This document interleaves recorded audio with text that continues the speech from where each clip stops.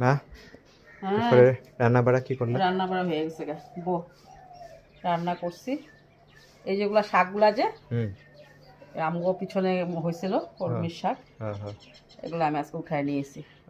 কাঁচা লঙ্কার এক্সট্রা দিলাম না কাঁচা লঙ্কা আর আলু দিছি কয়েকটা আলু দিয়ে আজকে বানাইছি শাকটা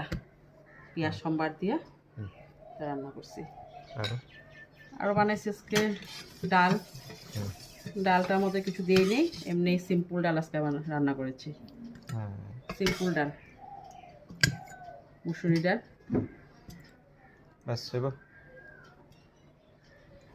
তারপরে মাছ ছোট মাছ পেঁয়াজ দিয়া মাখা মাখা করে রান্না করছি পেঁয়াজ দিয়া শুকনা শুকনা করে কাঁচা লঙ্কা পাইরা ঝোল পর দিব তারপরে